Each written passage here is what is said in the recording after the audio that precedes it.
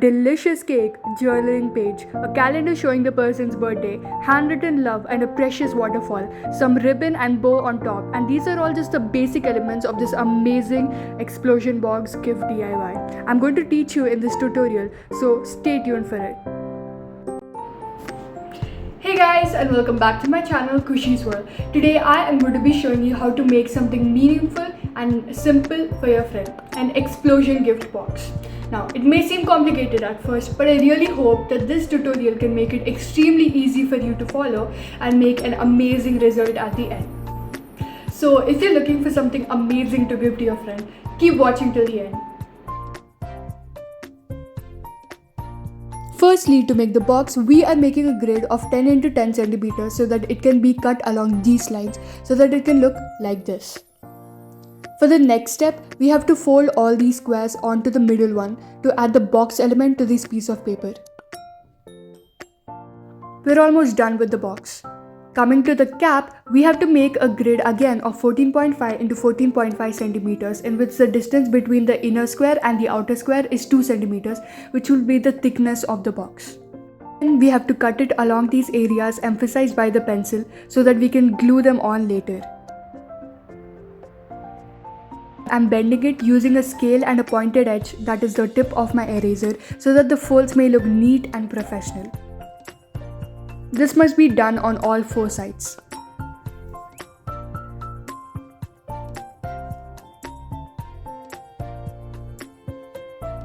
Coming on to the next step, I'm using Fevicol and gluing edges with the help of Fevicol so that the box may seem seamless. And I'm doing this on all 4 sides.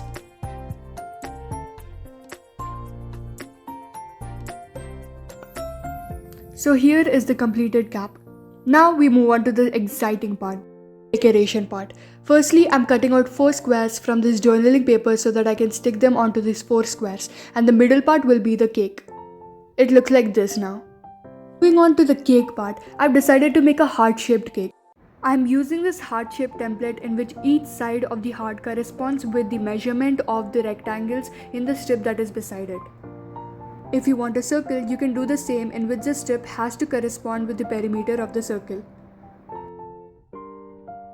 Next part is the same procedure, although it may seem more difficult for a heart shape. It's bending it, folding it on both sides, and then gluing them on together so that it looks like this. For the decorative part of the heart, I've decided to paint it a light purple shade. And I'm using thin cut strips of tissue paper and twisting and folding it like this as shown in the video to make the frosting, which I will stick on the front part and the back part of the heart. You can also use clay or gesso to make the frosting according to your preference. And after the decoration, this is what the cake looks like. As you can see, I've used the tissue paper on the front and the ends of the cake, and I used gesso to make the frosting. For the cherries, I used molded clay and red nail polish. So this is what the cake looks like finally. Second part, I've made this handwritten note using some journaling paper, and I'm sticking even more journaling elements to make it look more nicer.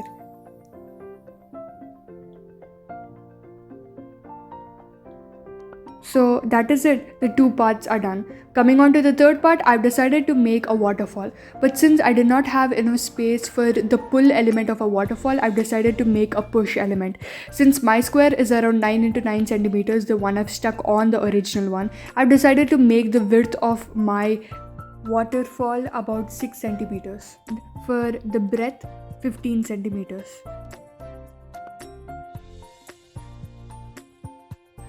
And the procedure follows to draw, cut, and glue them on. You can also make a strip about 8 to 9 centimeters for the pull feature. And I'm taking squares of about 6 into 6 centimeters because the width of the squares and the original rectangle has to match.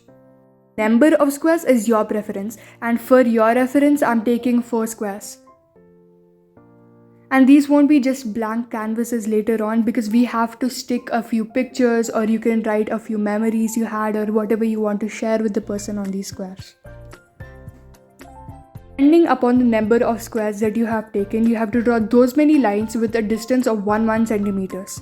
Here, the folding is very important because it helps in the flow and the smoothness of the waterfall. So I highly recommend using a scale and a pointed edge like I am doing here.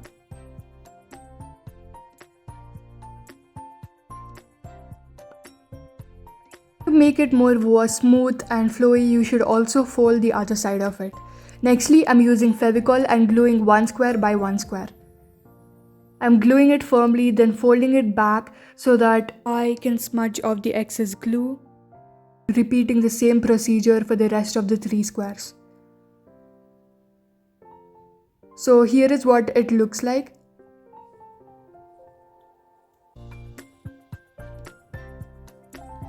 That would have been the original pull element, but since I had cut it off, it is just a push element. I've glued it on and I'm going to write push at the bottom for clear instructions. And these 4 squares are the ones I'll be sticking the memories on. Third part is my favorite right after the cake, which is just a cute journaling page. Coming on to the last one, I've decided to take a print of my Google Calendar, pointing out to the person's birthday and highlighting it and sticking some decorations.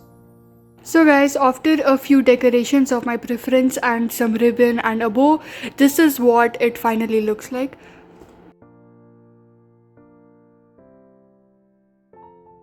I will also be posting a reaction shot when she opens this gift, so stay tuned for that. If you watched till the end of this video and enjoyed my efforts in making this video, please make sure to subscribe, like, share for more content. Bye!